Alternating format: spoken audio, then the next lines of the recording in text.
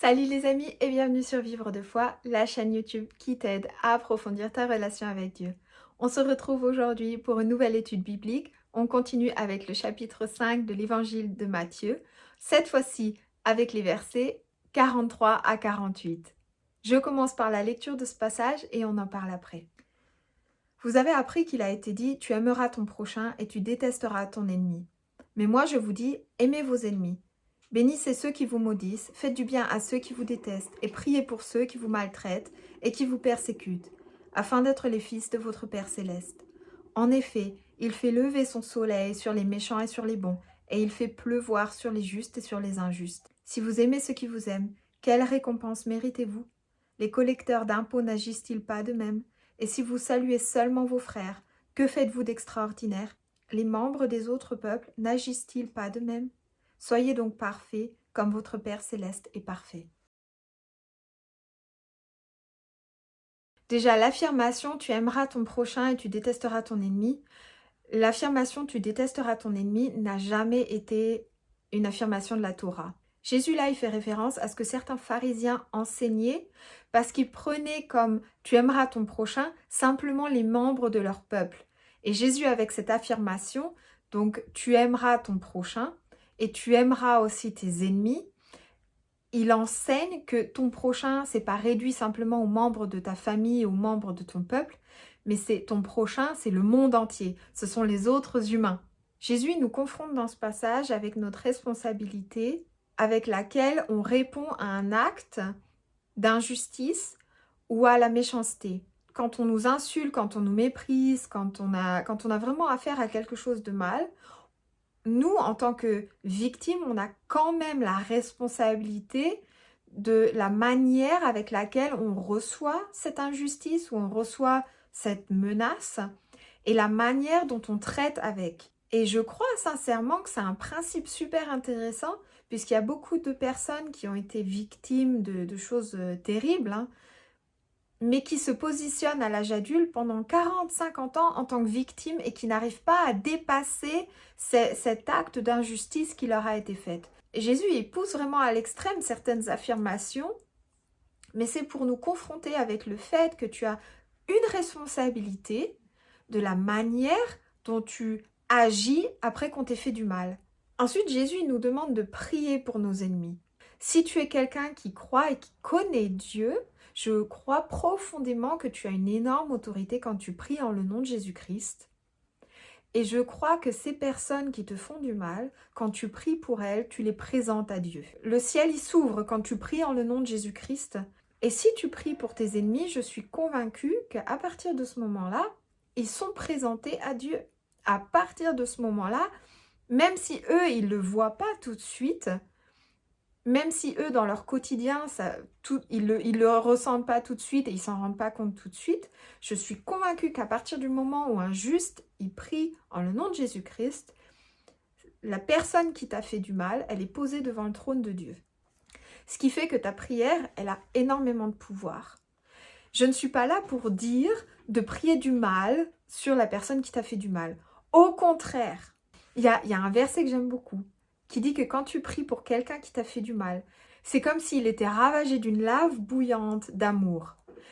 Et je crois que quand tu as affaire à des personnes qui sont extrêmement méprisantes, extrêmement agressives et hors non croyantes, le fait de prier pour elles des choses bonnes, de prier pour elles qu'elles apprennent à connaître Dieu, de prier pour leur repentance, de prier pour leur pardon, de prier pour qu'un jour elles soient sauvées. Je peux te dire que dans leur vie, il y a arrivé un moment donné où il va y avoir comme une lave qui va se poser sur elles et elles vont se rendre compte de ce qu'elles ont fait et elles vont s'agenouiller devant Dieu. Il n'y a pas plus radical que la prière avec de bonnes choses, la prière avec de bons mots pour tes ennemis. Même si je sais que ton cœur, à ce moment-là, il n'a pas envie de prier des bonnes choses, il n'y a pas plus radical que de présenter ton ennemi devant le trône de Dieu et de prier pour sa repentance, de prier pour qu'il soit sauvé et qu'il soit aimé par Dieu et qu'il apprenne à aimer Dieu. Il n'y a pas plus radical que d'ouvrir la porte du paradis à ton ennemi.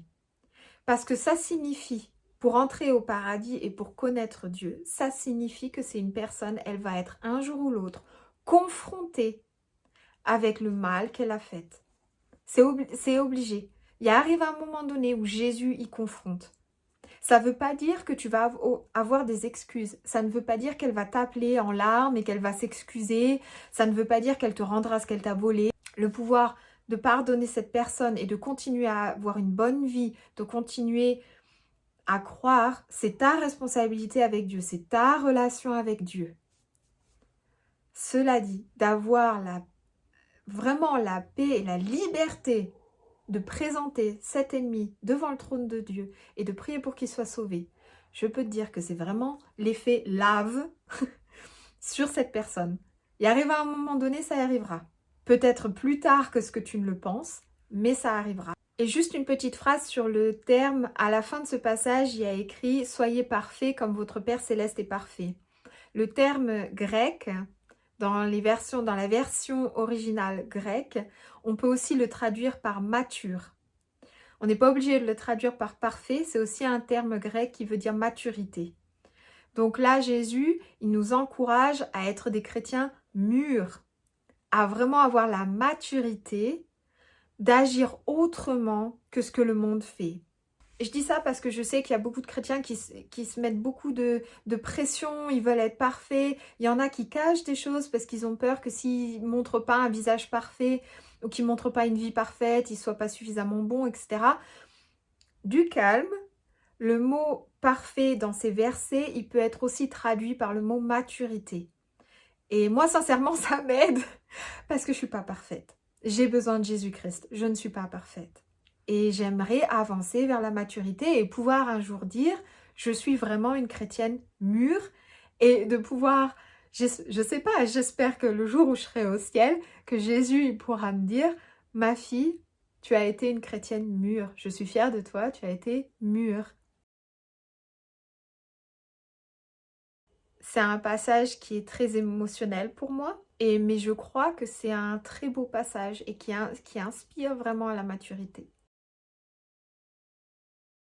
Je sais ce que c'est de se prendre en pleine figure le verset « Prie pour tes ennemis ». J'ai eu une situation par exemple il y a 3 mois avec ma chef à la crèche où j'étais vraiment très très en colère. Je ne sais pas si tu connais la scène dans la Bible où Jésus, il maudit un figuier et le figuier, il donne plus du tout de fruits et il est mort. C'était plutôt ce genre de sentiment que j'avais dans mon cœur vis-à-vis de ma responsable. Donc j'avais vraiment très violent des sentiments. J'avais pas envie de prier du bien. On a dans mon église ce qu'on appelle les small groups ou alors les community. Je crois qu'en français on appelle ça les groupes de maison. On se retrouve une fois par semaine et on prie ensemble, on étudie la Bible ensemble, on réfléchit sur notre vie au quotidien, sur notre foi au quotidien, etc. Et je leur en ai parlé. Et j'adore ma community parce qu'on est très honnêtes les uns envers les autres. Il n'y a pas de « oh, je suis le chrétien super parfait, j'arrive à tout, je pêche jamais, je suis trop parfait, etc. » Ça, il n'y a pas. Dans notre community, on est très honnêtes les uns envers les autres. Et c'est justement l'avantage d'avoir un groupe de personnes autour de toi qui te connaît bien et qui connaît tes challenges. Et quand je leur ai dit, ils m'ont regardé, ils m'ont dit « Océane, il n'y a pas de souci. Tu t'occupes de ton cœur déjà et nous, on prie pour ta responsable.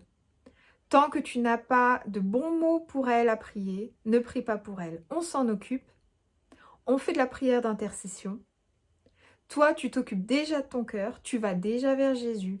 Et quand tu seras calmé, quand ton cœur il sera un peu purifié, tu pourras prier pour ta responsable. » Et sincèrement, ça a été une bénédiction pour moi. J'ai mis 2 à 3 semaines avant de pouvoir prier pour ma responsable. Ça m'a pris du temps de nettoyer ma colère. Ça m'a pris du temps. J'ai eu besoin d'un peu plus de temps que... Il y en a certains qui disent « ah oui, après une prière, je suis sain ». Non, en toute honnêteté, j'ai mis 2 à 3 semaines. Et je pense qu'il y a énormément de bénédictions dans le fait de prier pour tes ennemis Et si tu n'arrives pas à le faire parce que tu es encore trop dans l'émotion, parce que tu sens l'injustice, tu es dans ce rôle de victime, et je connais ça, je ne suis pas là pour te jeter la pierre, je connais, mais je t'encourage dans ce cas-là à déjà clarifier ça avec Jésus. Déjà, tu clarifies cette situation, ton cœur, tes pensées, etc. avec Jésus, quel que soit le temps que ça prend. Si ça te prend 6 mois, ça te prend 6 mois. Et après, de pouvoir intercéder pour cette personne. Et je t'encourage pendant le temps où tu pries pour ton cœur, où tu laves en fait cette agression ou cette injustice, de vraiment demander à Jésus de t'aider à pardonner cette personne.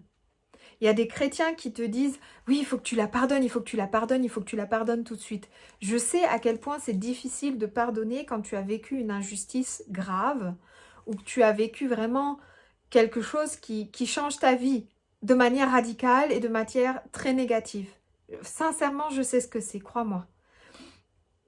Mais je sais aussi ce que c'est que de recevoir la bénédiction, d'avoir une paix intérieure incroyable et infinie vis-à-vis de cette personne et vis-à-vis de la situation, grâce à Jésus.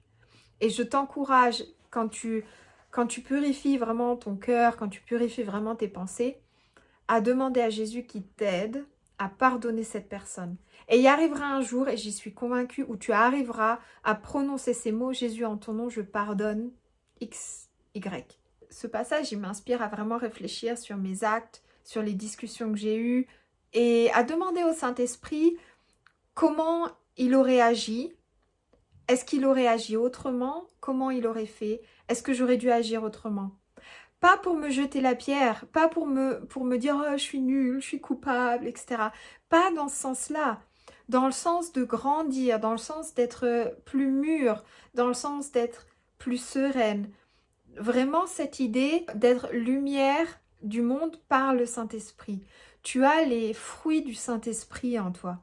Tu as la sagesse, tu as l'endurance, tu as la bonté, tu as l'amour, tu as la patience. La question c'est, est-ce que tu t'en sers dans ton quotidien et est-ce que tu les laisses grandir ces fruits? Est-ce qu'ils sont gros en toi? Est-ce qu'ils se voient aussi à l'extérieur? Et est-ce que tu changes le monde, du moins ton entourage ou du moins là où tu es au quotidien, par ces fruits? Est-ce que tu es une lumière? Et je pense que c'est un passage qui invite à la réflexion, comment tu agis, comment tu parles au quotidien, et qui nous propose des solutions pour agir autrement. Des solutions qui ne correspondent pas à ce que le monde y donnerait comme solution. Le monde, il va pas te dire « Ah, prie pour tes ennemis ».